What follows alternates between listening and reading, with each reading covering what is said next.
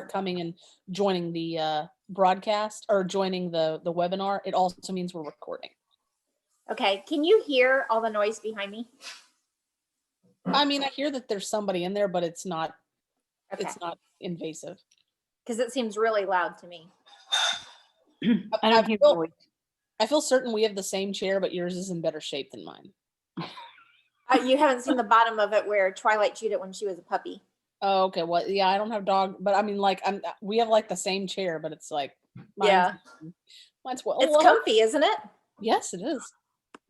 It is. I got my feet. We have at least one attendee with us. Oh, it's Ayya. Can you promote her to panelist? Yes. Oh, great. So happy to do that. Ayya, I am promoting you to panelist. You will be rejoining as a panelist. Here she comes. And she is muted, but hopefully she will be unmuted shortly. And I will ask her to start her video as well. Okay.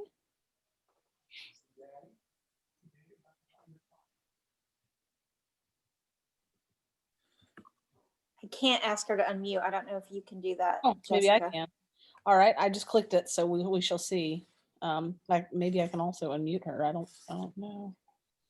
Let's see. Ask to unmute. Well, I clicked it. Let's see what we've got here. Ba-da-da-da-da-da-da.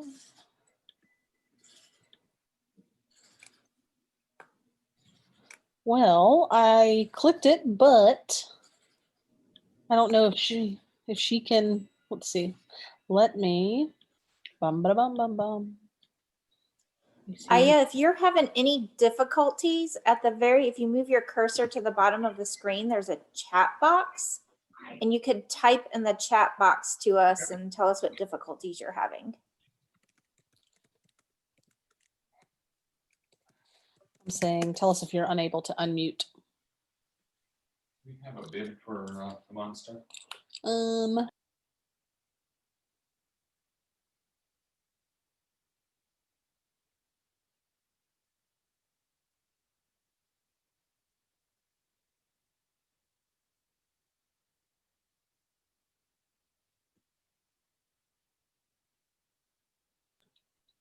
Well,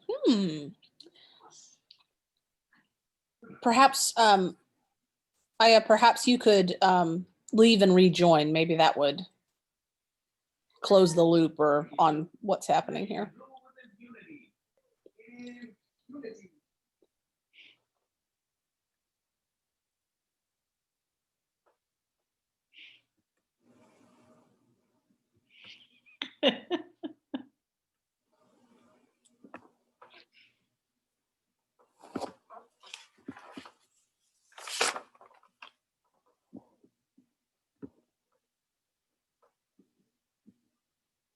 I am also going to try to send you an email and see if that helps. Honey, as excited as you are about dropping things on your face and otherwise injuring yourself, I don't think you should chew these or do anything with them. My husband's talking to our 7-month-old, to those who can hear him. I figured that's who he was talking to. No, she's really trying hard to destroy his glasses.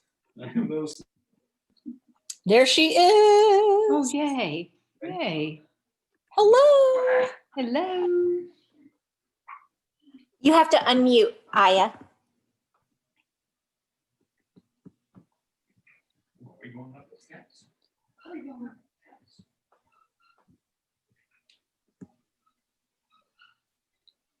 If you hover over your picture in the top right corner, it'll say unmute, hopefully.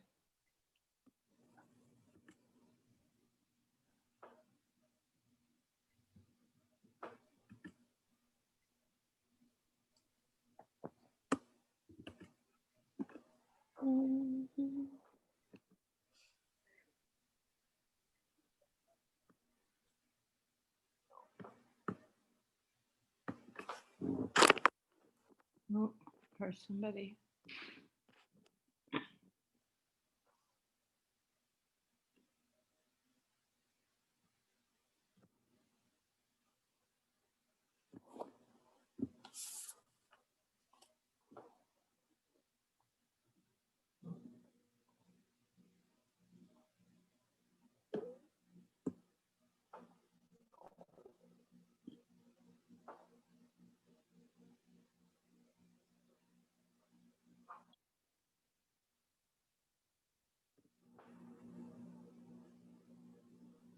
Hi, Kip.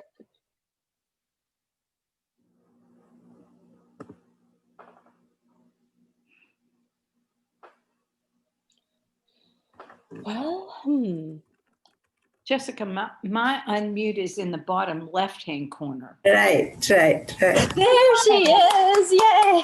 Yay. Welcome. How are you? But still at time, so it's okay. We have 7 minutes more. all right. I tell you what, Kelly, if it's all right with our distinguished guest, I am going to begin to promote to Facebook. Yes, that is All right. fine. Miss Ayya, is that all right with you?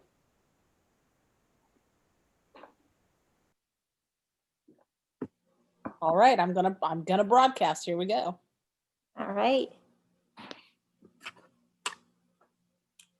And Ayya, we got about 6 minutes. We're going to let people log on here. Yeah, to that the is still broadcast. time. Yeah. Good thing we started early, I think. I'm sorry. Good thing we started early. Yeah, we won't start early. We will No, make sure what I people mean have is, time to no. get on. Yeah, it's good that we, got everything on the screen. Otherwise, it would have taken some more time. Yes, Kelly, exactly. Will you promote me to lead host? Oh, yeah. How did you not become host? I wonder. I don't know. It says co-host, but aha, perfect. Now I can There you broadcast. go. Thank you. You're welcome. And welcome, Chris and Deborah and Watt. Glad you are here with us. And hi, Harriet. I haven't said hi to you yet. Hey, Kelly. Yes, hi, Harriet. Hey, Jessica. I've not met you, but welcome. Jessica. Yes, Jessica, Yes, ma'am. our communications person, and she makes sure everything works behind the scenes. So Yes, ma'am. And we are, it's looking good here. Let's see what we've got. welcome, Laura. We're glad you're here with us tonight.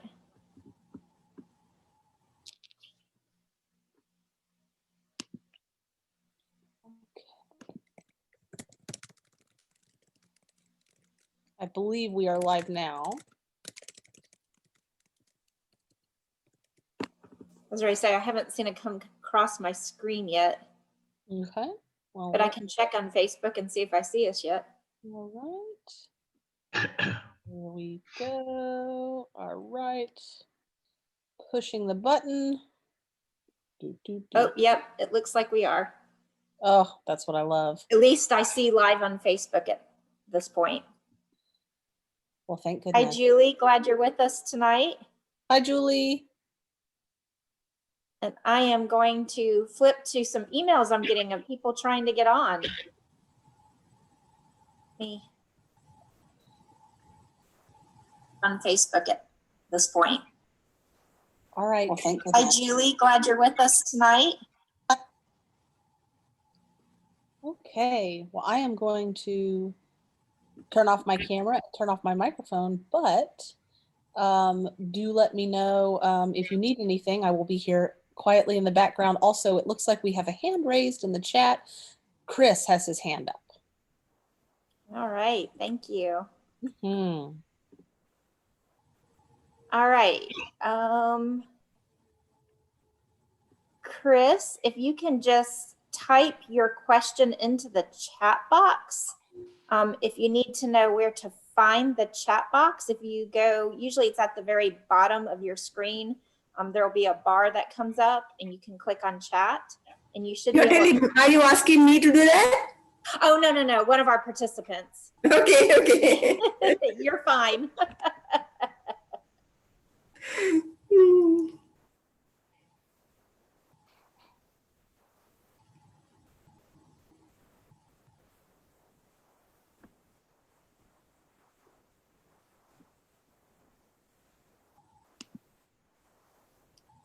Mary Beth, I see you got in. I'm glad that link worked.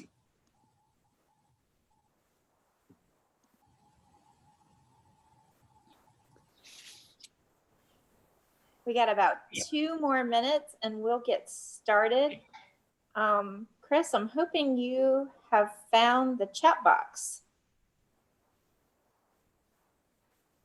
If you can't find it, a good place to look, I'll just restart my video. A good place to look is down on the bottom. Sometimes it hides in, if you are on a phone, it can be in with the participants. So sometimes if you click the participants button, the chat option will appear. So try that as well. You can also, if it's more convenient, you can join us on Facebook. We're broadcasting live on Facebook, and that also has a chat function if you want to interact that way for those of you who are watching.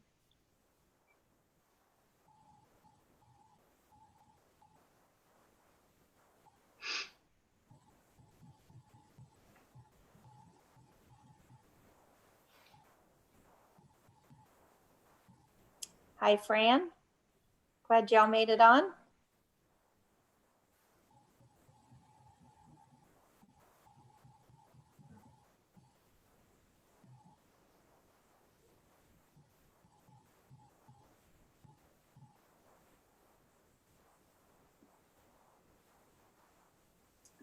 All right, we are right at 7 o'clock. So we're going to go ahead and get started. I am Kellie Wison. I am the Senior Associate Rector of Christ Church in Greenville, South Carolina. Our rector, Harrison McLeod, wishes he could be with us tonight, but he is on a much needed vacation this week. So I hope y'all will hold him in your prayers as he gets some rest and restoration, much deserved, I will have to say. As y'all know, this is the last in 2020 of our Religions of the World speaker series. I have a feeling, though, that our committee is probably going to look at getting some people scheduled for in the spring. So please watch our website and watch your e-blast for future speakers whom we will line up. A little information about how you can ask questions tonight. Ayya, our presenter, is going to present about half hour, 40 minutes or so. The last 15 minutes will let you ask questions, and she will provide you with some answers. To ask questions, you should have the ability of finding a chat box on your device if you have joined us via Zoom. That is typically at the bottom of the screen. You just click on chat and a chat box will pop up and you will see a place where you can type in a message and send it. As you type those messages, we will collect them and we will make sure to pose those questions to Ayya at the end of her presentation. If you're on Facebook, just use the comment section to post your comments. And if you're having lots of difficulty finding the chat box tonight, you could go ahead and send questions to my email. I will be able to see those and I can collect questions that way as well. And my email is kwilson@ccgsc.org. So know that you can pose questions all 3 ways. And we're so glad that y'all have joined us today. It is with great pleasure that I want to thank our Religions of the World Speaker Series Committee. We have 2 of the heads of the committee here on the screen with me, Kip Connor and Harriet Cyrus. They are the ones that have coordinated this whole effort, and thank you to your entire committee for the work that you've done during our bicentennial year. Also a shout out to Meg Irwin and Hulti Mitchell, who are the conveners of the Equip Committee, which the Religion of the World Speaker Series falls under that Equip Committee. So we thank them for their work during our bicentennial year as well. Now it's with even more pleasure that I introduce tonight's speaker, Ayya Sudinna. She is a Sri Lankan by birth. She was ordained as a samaneri, which basically means a novice, in 1999 by the Bhante Gunaratana at the Bhavana Society in Virginia. She received her higher ordination in 2002 in Sri Lanka.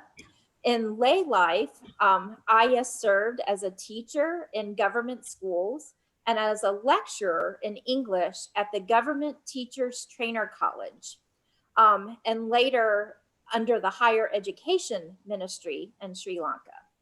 She has an honors degree in English and an MA in Buddhist philosophy. She is also the author of 3 children's storybooks, and they're titled Delightful Tales, Precious Tales 1, and Precious Tales 2. So it is my joy tonight to turn this over to Ayya. And Ayya, the floor is yours, and we can't wait to learn about Buddhism from you. Okay. I'll start then. Namo tassa bhagavato arahato samma sambuddhassa. Namo tassa bhagavato arahato samma sambuddhassa. Namo tassa bhagavato arahato samma sambuddhassa. Friends, I like to thank Rector Parker Connor, who has kindly invited me to give a talk on Buddhism today in order to commemorate the bicentennial in 2020 of the Christ Church Episcopal in Greenville. Also, Associate Rector Kellie Wison and the community here for their participation today. Before I start, I must also tell you that I will be dealing with just a little bit of the Dhamma or the doctrine because it's so vast that I had to choose a little bit. I hope you will excuse me for that. Okay, let me start with the history of Buddhism. About 2,600 years ago, a prince was born in a small kingdom at the foot of the Himalayas. He was named Siddhartha. He had a luxurious, happy life, but by the age of 29, he had seen that people and other beings change from youth to old age, fall sick, and then die. He saw that there was much suffering in the world, and he felt that his luxurious life was empty and meaningless. So he left his palace to search for a solution to end these miseries. He became an ascetic and learned advanced states of concentration from 2 teachers. As he had not reached his goal, he practiced self-mortification for 6 years, but he did not gain any new knowledge. So he abandoned this method, and after regaining both health and strength, meditated alone by himself, where he gained insight. He gained one-pointedness of mind and directed his mind to his past existences. He recalled many hundreds of thousands of past births. Next, he attained the knowledge of the previous births of other beings. He realized that all these rebirths happen according to the individual's actions or karma or kamma. While living in this world, he saw that all the inequalities in the world were not due to any external interference, but due to each person's intentional deeds or karma done in the past and the present. And as long as individuals created more karma or kamma, they were reborn again and again. As he continued to meditate, his mind became completely purified, and he realized that he had reached his goal, that is enlightenment. Now, he came to be known as the Buddha, which means the awakened one. The first pupils of the Buddha were 5 Brahmins who had looked after him when he practiced asceticism. The Buddha called his doctrine the middle way, for he saw from experience how futile both self-mortification as well as sensual pleasures were. He said, the middle way leads to vision, knowledge, peace, and nibbana or nirvana. The Buddha points out the path, and it is left to us to follow it and obtain purification as he did. Also, the Buddha says that anyone may try to gain Buddhahood by fulfilling the necessary spiritual activities, just like he did. Let us see what the middle way is. The middle way is made up of 4 truths. The first is that there is sorrow or suffering in this world. The second is how and why suffering takes place. The third, that it can be given up. The fourth is the way or path to end all sorrow. The Buddha explains these 4 truths like a physician. First, he gives the diagnosis.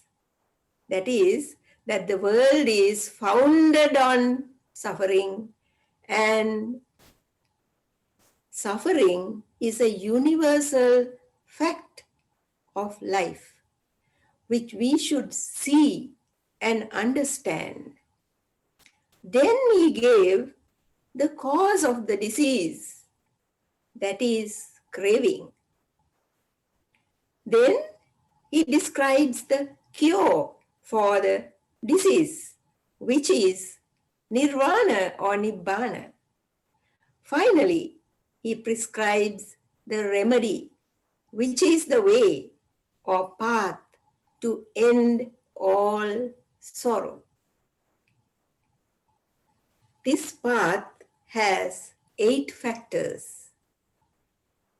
The first one is to understand the suffering and sorrow that is common to all beings and how it has come to be. The fact that it can be given up and that one should practice the teaching as shown by the Buddha. Now, this first factor is called right understanding.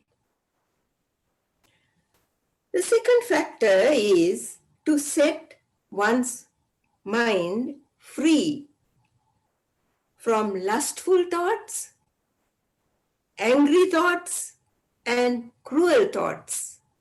This is called right intention.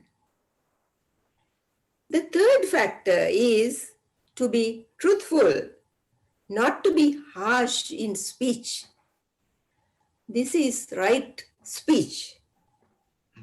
The fourth factor is not to harm any beings by not stealing, etc.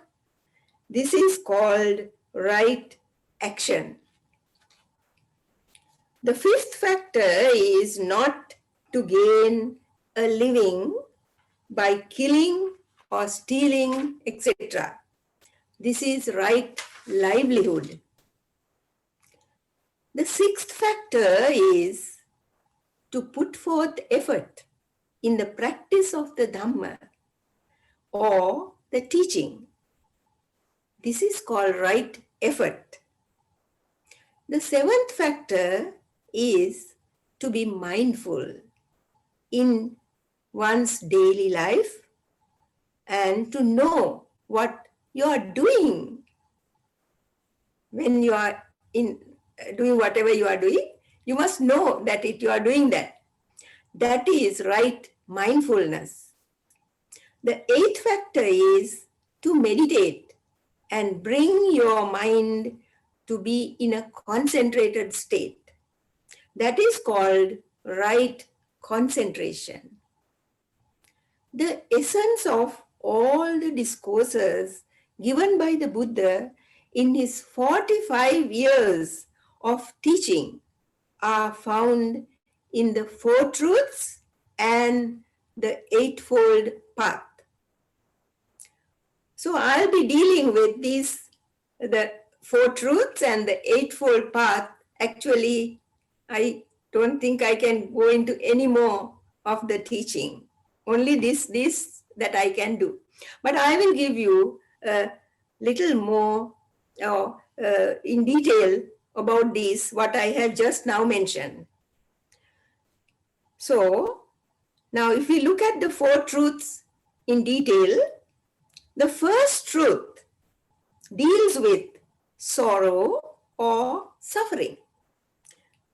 Birth, decay, disease, and death are unavoidable causes of suffering.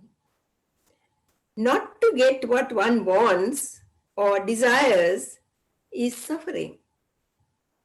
To be united with things or persons we dislike, or to be separated from things and persons we like is suffering. When one works hard, diligently, honestly, but is not compensated for one's efforts, it brings sorrow. If one's hard-earned wealth is robbed or plundered, it brings sorrow. When betrayed by someone you love, it brings sorrow.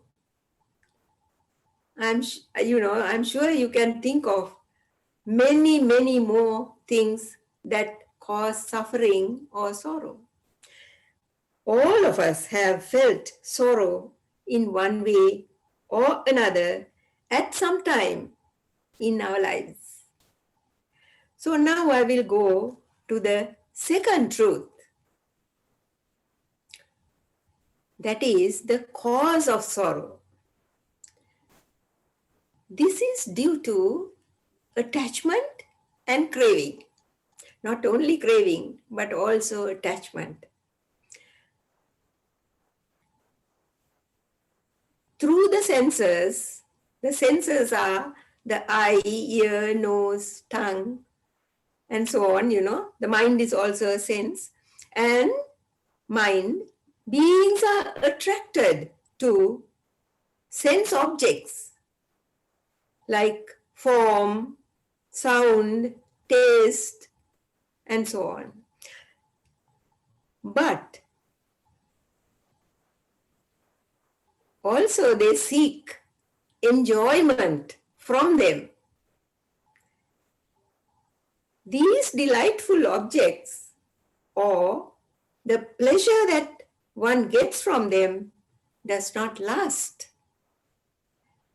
The being, the person who is enjoying, as well as those objects change. Now see how we have changed from childhood to youth, and now quite different.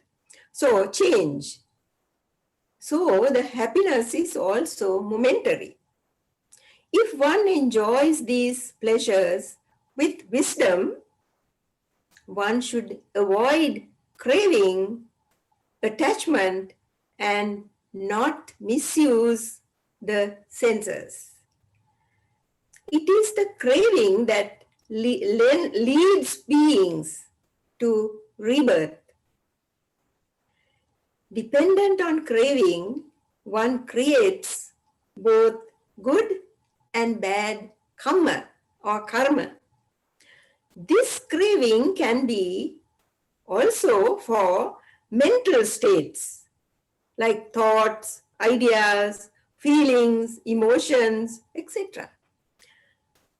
If due to this craving, evil and unwholesome thoughts arise, one should give them up and develop wholesome thoughts instead.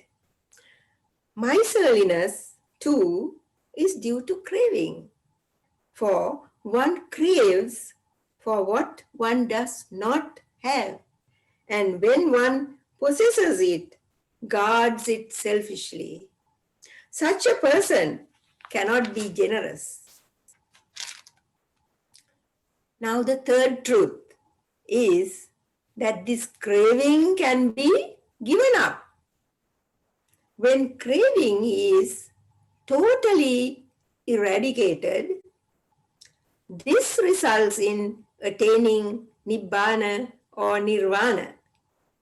It can be achieved in this life itself by following the Eightfold Path. Nibbana or Nirvana is cooling the heart and mind by getting rid of lust, hatred, and delusion.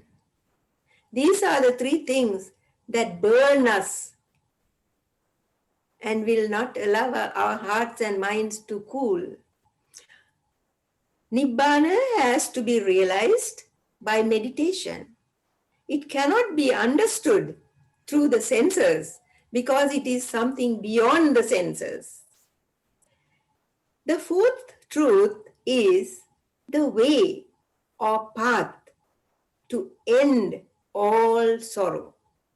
The path need not be followed one after the other, for they are linked and they are developed together. The Buddha has divided the 8 factors into 3 sections, like this. 1, ethical conduct or morality, virtue, that is one.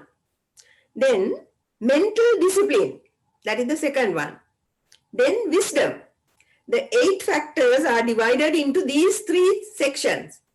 Now, why is this ethical conduct or morality given the first, or to be, practiced first? Like, now, morality or virtue is essential for both lay as well as ordained, because it is the foundation of the other 2 sections of the Eightfold Path.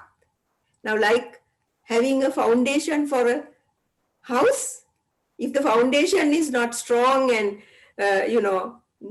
good, after some time the house will fall down.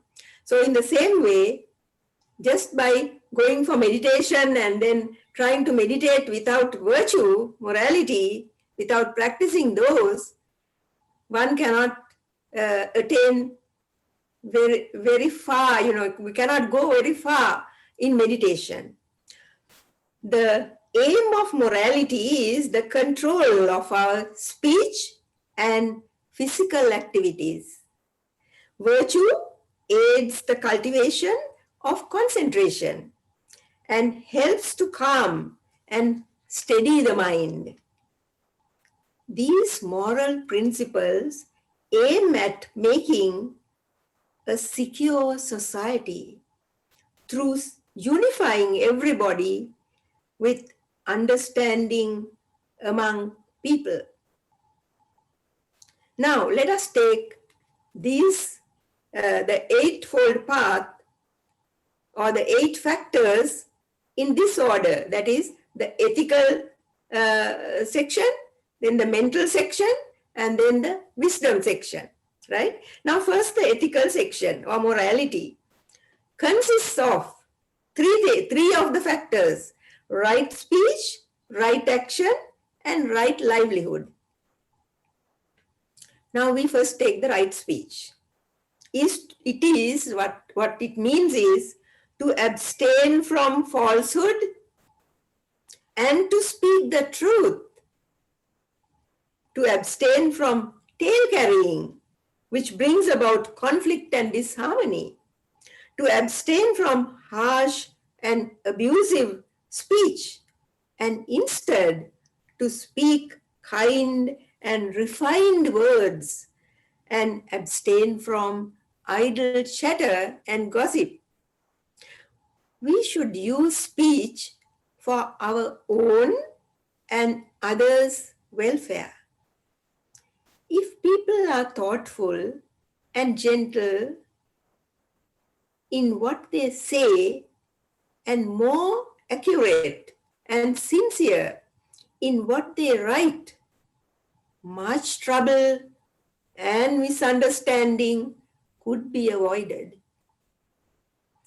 Our speech should be free from greed, hatred or anger, jealousy, pride, and selfishness. Now let us take the next one, that is right action, which promotes moral, honorable, and peaceful conduct.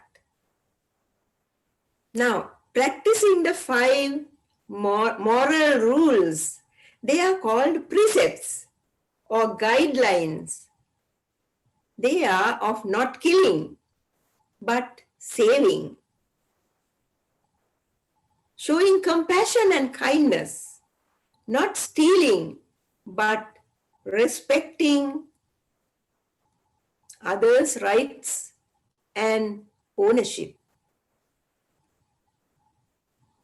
not abusing the senses, not uttering untruths, not taking intoxicants and drugs. Now, once these are practiced, these 5 precepts or guidelines or moral rules are practiced, it will automatically promote right action. Now, these are, for people to understand and, follow if they want to. They are not compulsorily given. Then the third one in that category, in that section of moral or ethical conduct, is right livelihood. That is to engage in a profession that does not harm other beings and not trading in weapons, intoxicants, drugs, or poison, or cheating and prostitution. Now we go to the second division, that is mental discipline. Now that includes right effort, right mindfulness, and right concentration.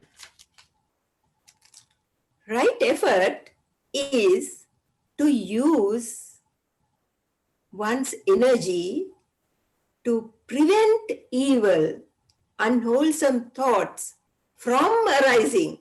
Now say, I'll just take simple example. Now someone sends you an insulting letter, or you meet someone that you don't like, and immediately, bad thoughts come to you.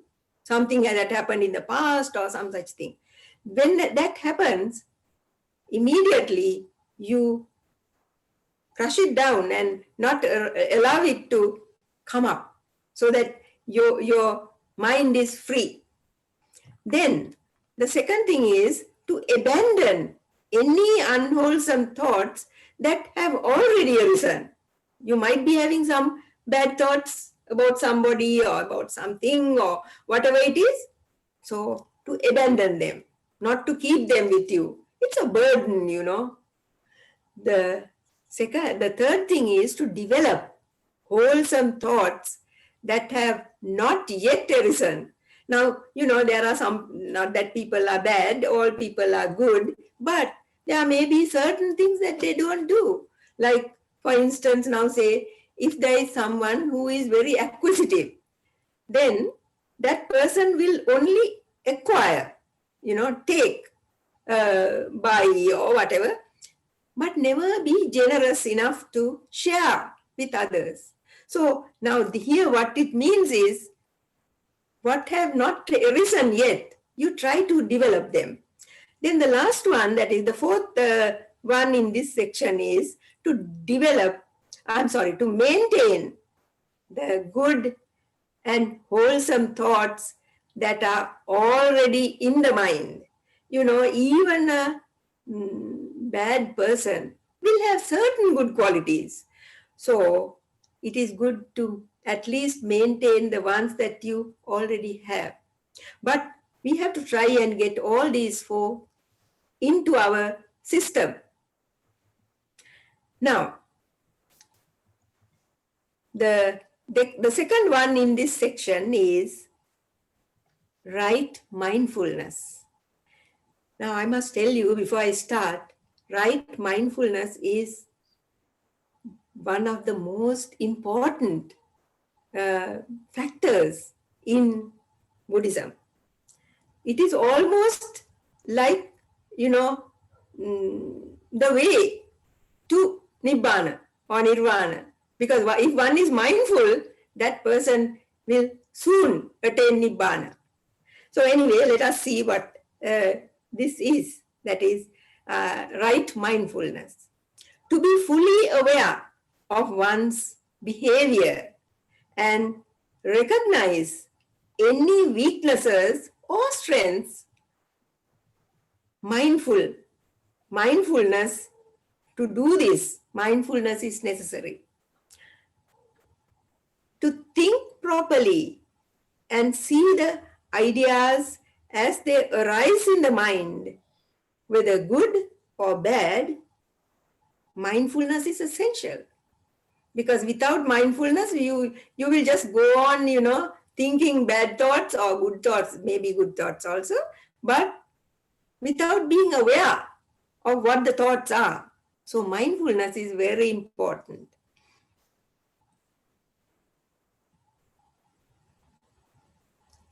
Mindfulness is also necessary in all our actions, both worldly and spiritual. Now, while you are working in the office, when you are mindful, you will not forget where you kept your glasses.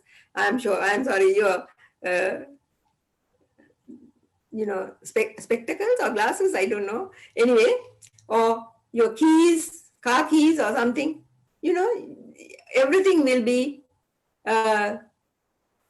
in the mind. You will know when you are mindful. So these are worldly things, but then the spiritual part also needs mindfulness. In order to meditate,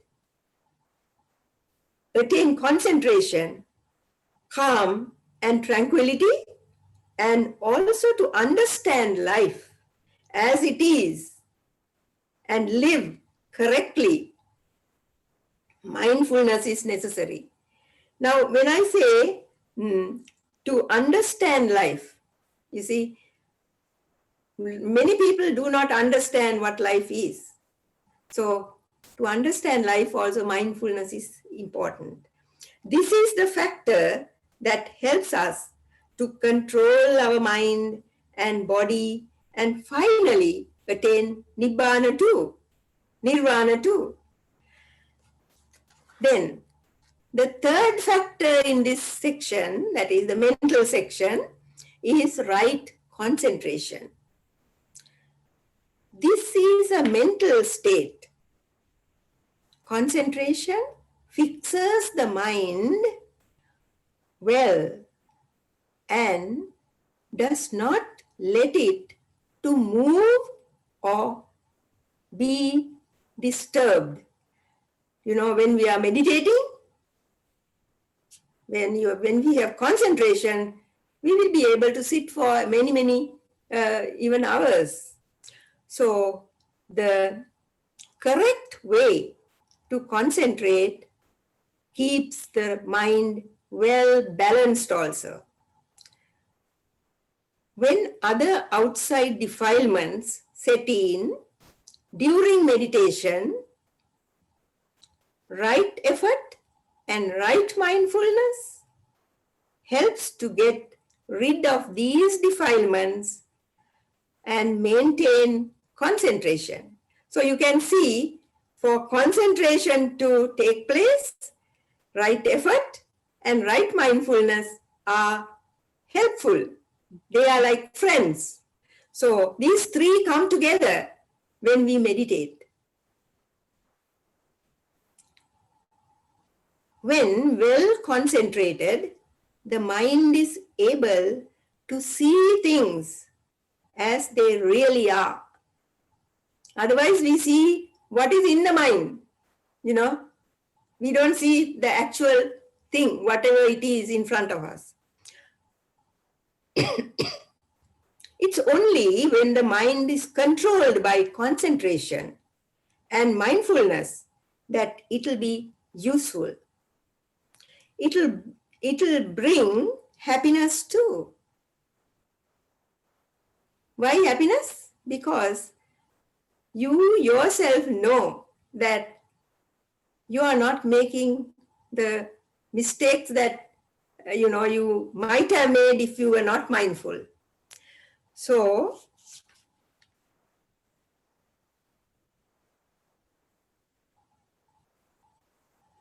when the mind is calm, one does not get upset by the changes in life. At this point, the mind is free from defilements like anger, lust, restlessness, doubt, and sleepiness. But this state is not permanent. For one has to continue practicing meditation on a regular basis to gain deeper knowledge. By fits and starts, if you meditate, you will not attain much. The most important knowledge that should be gained is impermanence, unsatisfactoriness, and selflessness. This is achieved through vipassana meditation, that is insight meditation, which the Buddha did and gained enlightenment. So we too, if we are following the Buddha, we should follow the meditation that Buddha did. The last section in the three-way division is wisdom. It has two factors, that is right understanding and right intention. Now, when I gave the list earlier, right understanding and right intention come first. But when we are practicing, it's important to have virtue, morality, then from the virtue we go to the mind and control our mind and make it pure, and then we have understanding and intention. So now I have used the word right with all these factors. That's how it is given. Is it right understanding and right intention. So now what is right understanding? That means the realization of the four truths, which can be developed through right mindfulness and right concentration that we have already discussed. Also, one should understand kamma or karma as something that belongs to beings. Before starting the practice of the Eightfold Path, one should get a thorough understanding of karma so that one knows what actions are wholesome and what actions are unwholesome. While wholesome actions bring good results,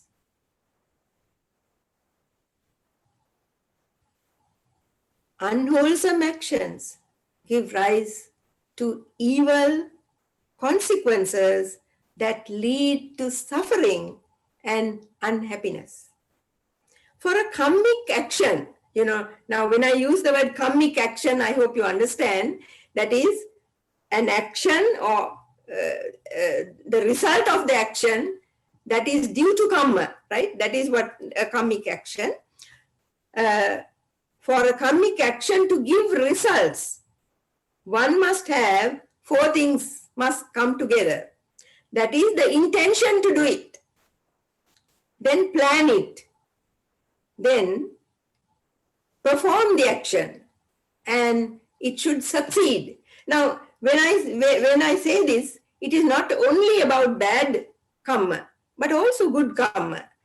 It could be good karma or bad karma. Whatever it is, these four things have to be accomplished in order to get the result of it. Karma is done through the body, speech, and mind.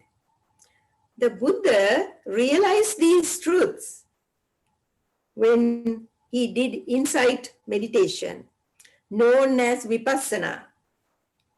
He saw impermanence in the material form, that is this form, the body, and also the mind. That is, there are 5 sections, that is body, feeling, perception, thoughts, and consciousness. These 5 form the body and the mind, and the Buddha called them the 5 aggregates. He saw that if they are impermanent, they are not worth clinging on to, and they cannot have anything that we could call a self. When this understanding comes to the individual, it is called right understanding. Now the next one is right intention. Means all thoughts of good deeds. They may be thoughts of generosity, renunciation. Now don't think renunciation means, putting on the robe. Renunciation means giving up what you have, whatever you have to share with others. Renunciation. Unselfishness, listening to the Dhamma, or practicing righteousness. Practicing meditation is a thought of renunciation, because you leave off other things and then you meditate. Thoughts of loving kindness, compassion, altruism, and equanimity. These 4 are very special meditations in Buddhism. Helps to free the mind from anger, violence, cruelty, stinginess, and other defilements. Knowing the doctrine or the Dhamma is important, but practicing it is more important. If we practice what we have learned, slowly but surely, we could attain Nibbana or Nirvana. If not in this life, in a future life, for we could continue practicing until we purify our mind completely. It is meditation that helps to practice the Dhamma, and being mindful is part of this meditation. Right intention is the willingness to follow the Eightfold Path.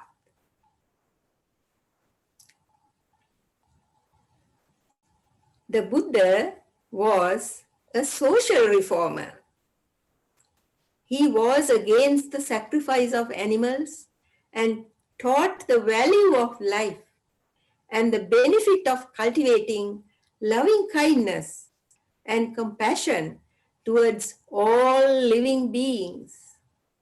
He emphasized the equality of all human beings, and there were no barriers such as caste or gender to enter the community of Sangha, that is the monks and nuns.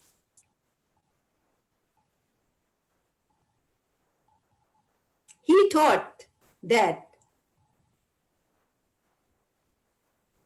greed, anger, and delusion, these are the three factors that keep on rolling us in the world again and again through rebirth.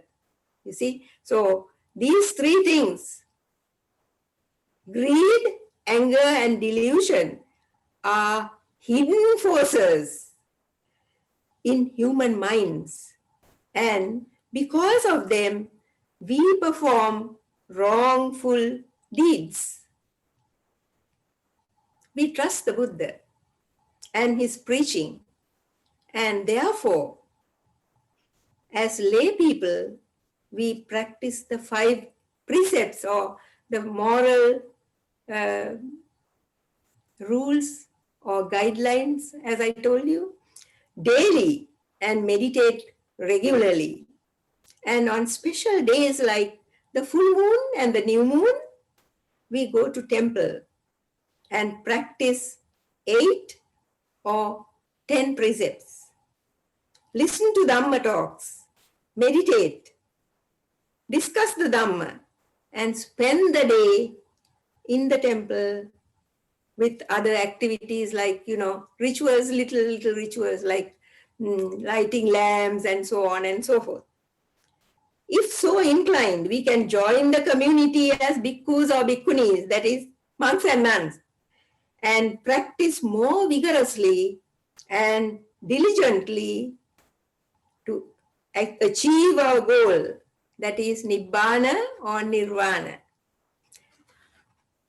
When I looked at the 10 commandments in the Bible, I found certain similarities between Buddhism and Christianity and Judaism. That is, 1, to honor one's parents. It is a cardinal principle in Buddhism. 2, Buddha has given many sermons about how meritorious it is to care and respect one's parents. Then second one, prohibition against murder. Buddha has shown that every living being loves its life, and once it's destroyed, it could never be restored. So, to cherish all life. Adultery. Among the 5 moral rules, the third one is similar to this one. Then the 4th is the theft. The second moral code of the 5 precepts is about stealing, not to do anything, not to steal, not to take anything that is not given. Then the 5th one is false witness. The Buddha has mentioned this as a criminal offense. Then the 6th is coveting others' goods. This is given special mention in the great discourse on the establishment of mindfulness. Another similarity between Buddhism and the Episcopal Church is that women have equal rights as the men to join the community of the church, to take part in the religious activities of the church. Also, the 4 sublime states, loving kindness, compassion, altruistic joy, and equanimity, have parallels in Christianity too. So now I think I have finished. What a beautiful spirit you have, and you have shared so much information, and we have questions abounding. I have about 7 that I have lined up for you already from the people who are watching tonight. So if you're willing to answer some questions, I've got them for you. Are you good for me to? Yeah, please do. Okay. Thank you. So I want to build off the one you were just talking about, Christianity. One of our questions is, can you be a practicing Buddhist and a practicing Christian? And is there any conflicts between the two? Is there any? Yes. Any what? Conflicts. Disagreements. Conflict. Okay. Yes. Yes. You know, there are certain things that may not be the same. That is why I have just a few similarities, but there are many more actually, like generosity and compassion, and I think Jesus said, if someone strikes you on one cheek, then to offer the other cheek. So those are all ways of compassion and kindness, and also to share whatever you have with others. There are lots of things like that, but I think there are a few things that are not similar. And excuse me. And actually, to tell you the truth, this particular thing that I'm talking about is different from all the other religions. That is what we call selflessness. Because Buddha has said that other than the body and the mind, there is no soul here. So other religions, like I think even Hinduism, has the soul theory because they believe in God. But we don't believe in God in that way, but we believe in gods in general, that good people in this world, when they, die, and if they have not, if they are not enlightened, they would go into another birth, and that birth may be in a heavenly world. So there are heavens even in Buddhism, but we don't aspire to go to heaven, in the sense that, what we want is to finish up all this, and the suffering that we have in this world. Thank you. I don't know that I answered your question. I believe you did. And I think Jessica and I are both fielding questions, so we're going to take turns asking questions. So I'm going to hand it over to Jessica real quick. Yes, indeed. Okay. Yeah, we had some great questions on Facebook. Someone says, I'm curious about the path to becoming a monk or nun within Buddhism, and how do you do it? What do you do to make the journey? How long does it take? You mean to become a nun? Yes, ma'am. Now, we can become a nun even when we are small, maybe 10, 12 years. So not very small, but, a child who can sort of manage on her own, eating, looking after oneself and things like that. So maybe about 10, 12 years, one can enter the order. But also, if one wants to leave the order, that is also possible. So, because it's not something that, you tie up like. So, it depends on the individual to, to feel that you really want this life, right? And you like it because you know what the suffering is in the lay life. So therefore, this life is there is no burden in this life. Now you ask me, how do you enter this, right? There is a certain, now when Buddha was living, it was quite different. Buddha would say, come here, bhikkhu, and he would be a bhikkhu. And he had only to find the robe and the bowl. But today we have a little ceremony, right? To cut the hair off, to shave the head. Then there is a, actually there is a little, where we have certain questions that we ask. Not when you become a novice. A novice is, just you enter, that's all. But when you become a bhikkhuni, that is a fully ordained nun, then we ask certain questions. There are certain questions, a set of questions that we ask, and they have to be positive. The answers have to be positive.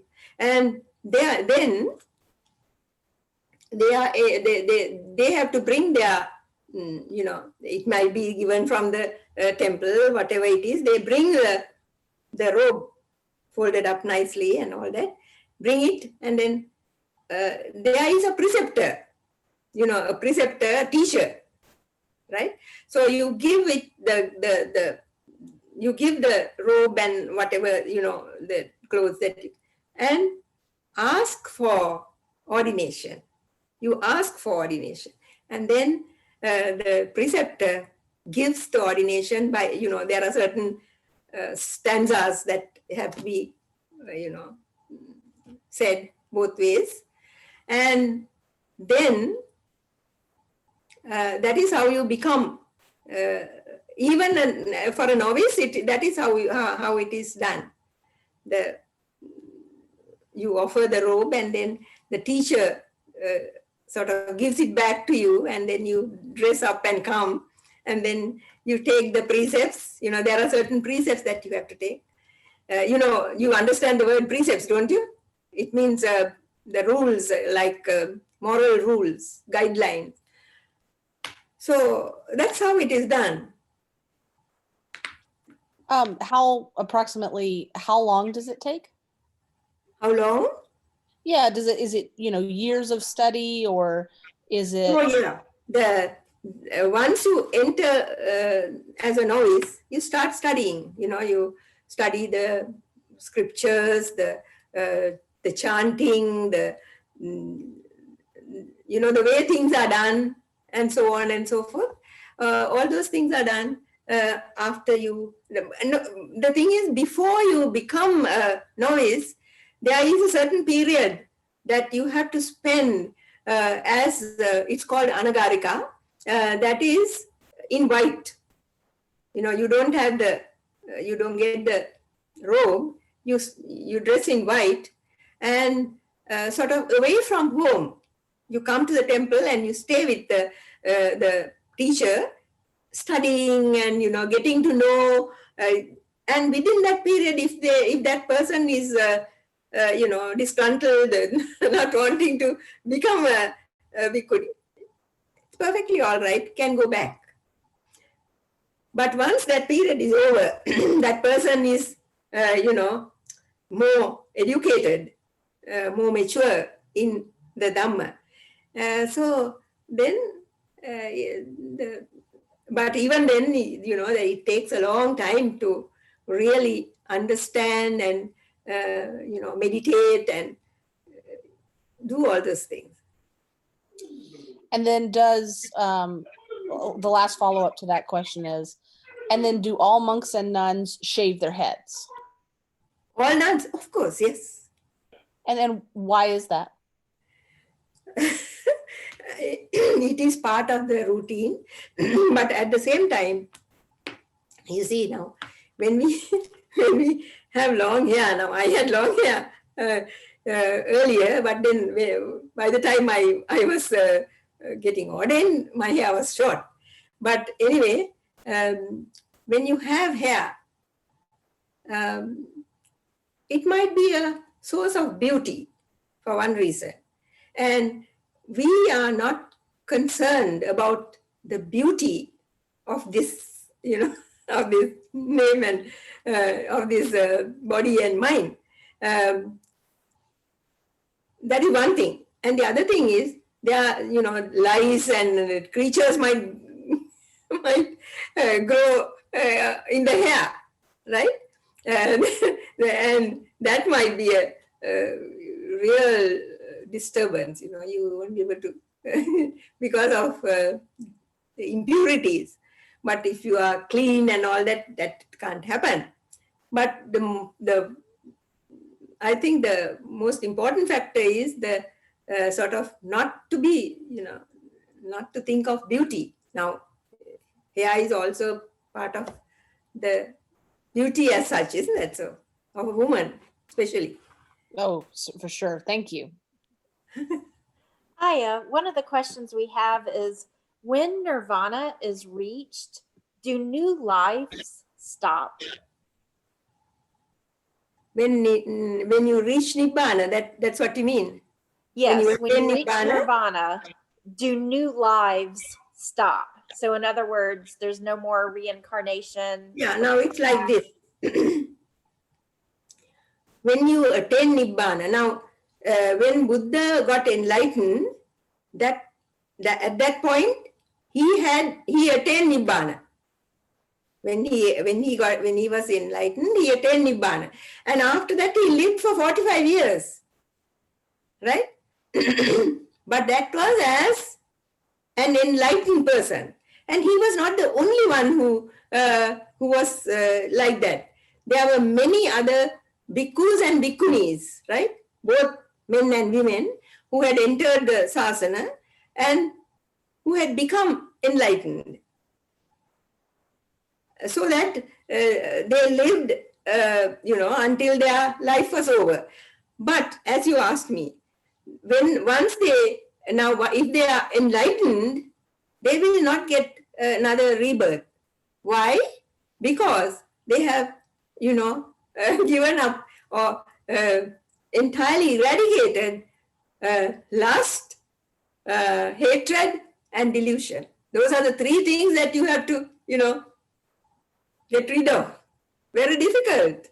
So when those are gone, there is no reason to again get another rebirth, right?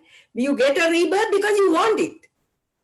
But once you are enlightened, you don't want another rebirth. Thank you. Yeah. We had a question on Facebook. Is the Buddha present with you when you meditate, or is he a spiritual figure from the past? Can you please repeat that? Sure. Yeah. When you meditate, is the Buddha with you at that time, or is he more of a spiritual figure from the past? Oh, when you are meditating? Yes, ma'am. Now, when you are meditating,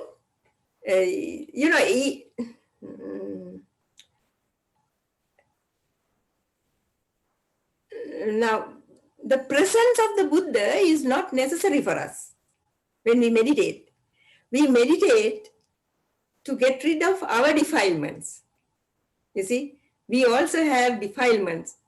Now we may be not telling lies and not using malicious speech and not, not killing, not stealing. We may not be doing all those things, but still there might be a little anger that we might have, or we might feel a little stingy about something, or we might be a little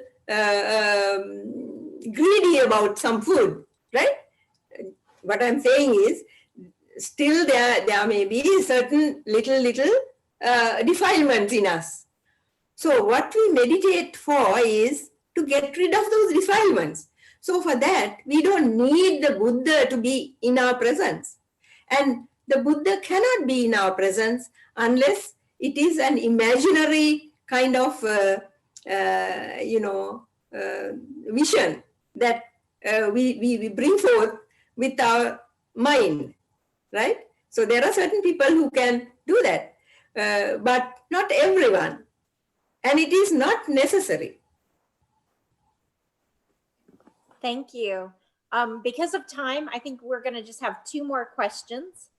So the first of those 2 is, if Buddhists believe in the reincarnation of prior humans, how do we account for a growing population, and where do new humans come from? I want you to repeat it, please. Yes. Because y'all believe in reincarnation of prior humans, where do new humans come from that increase our population size? Oh, first of all, I'm going to tell you that it is not reincarnation. Now, there are 2 words. One is reincarnation, the other is rebirth. These 2 words are different. If you look up the dictionary, you will see.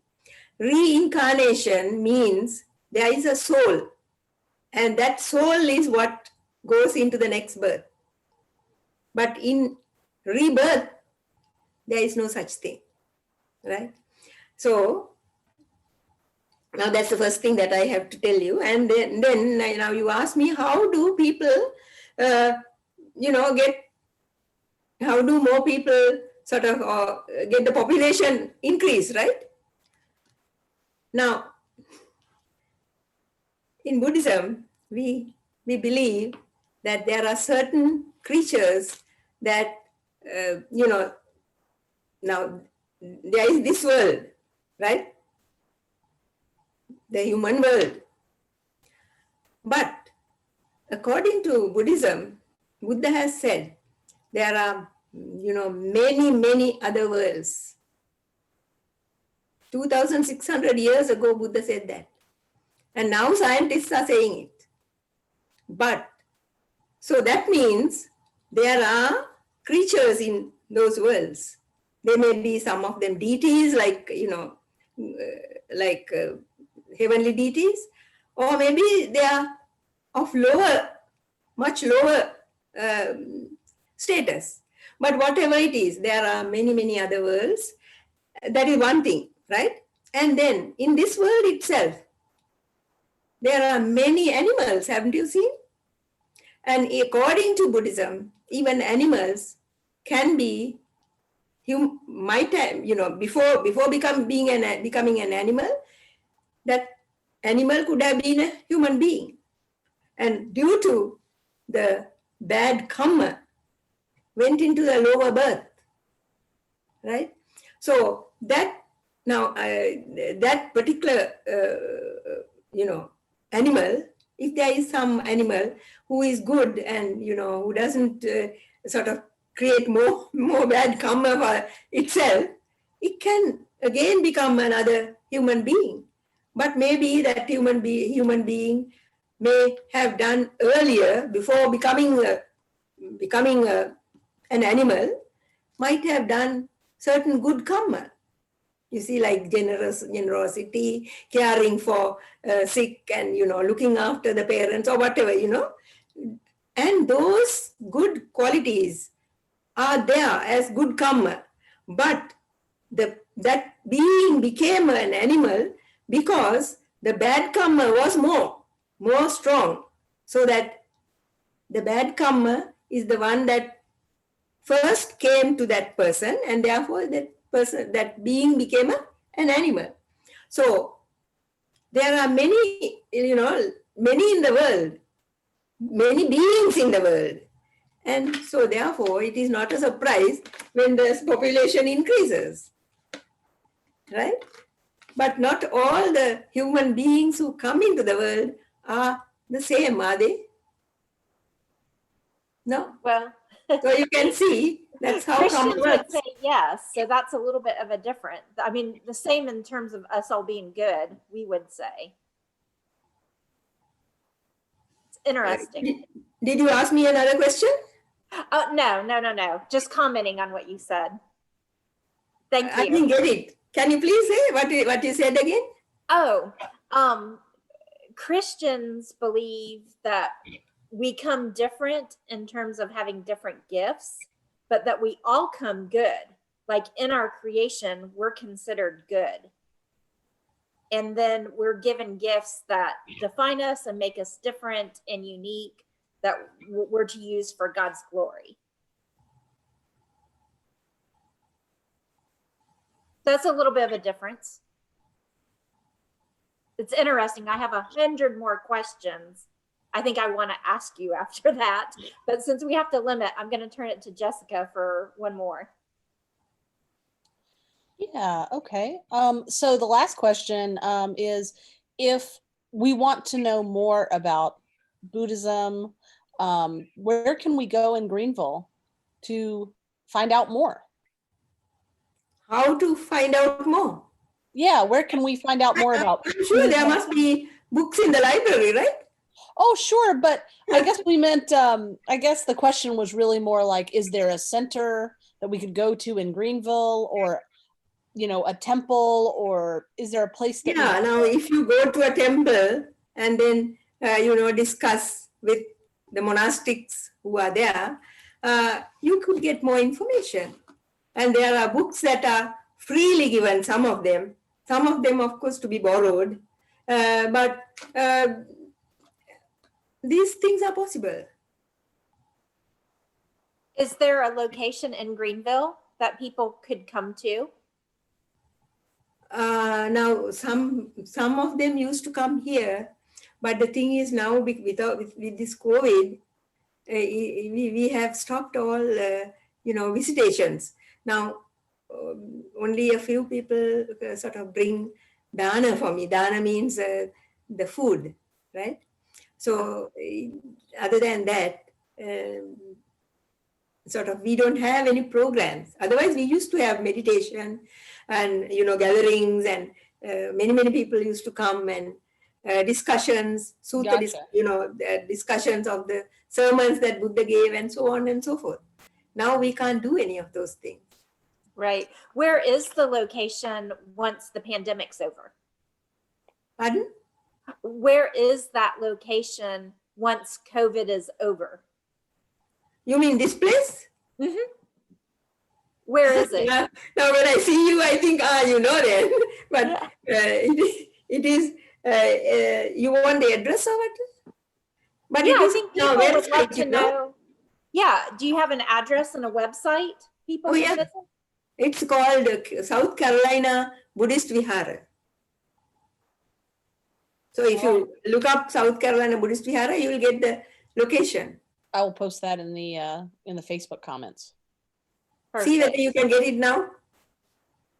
Yes, I will Google it now.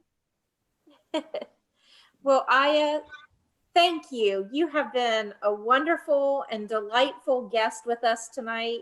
You have taught us so very much. We appreciate your kindness and your wisdom, and blessings to you. Thank you. Thank you, all of you. Thank you. Thank you for listening. Thank you. And all of our viewers, we're so glad you joined us, and we hope you all have a very blessed week. And we look forward to seeing all of you soon. Thank you. And Kip and Harriet, thank you again as well. Thank you. Sure. Thank you, all of you. All right. Good night, everybody. Good night. Night.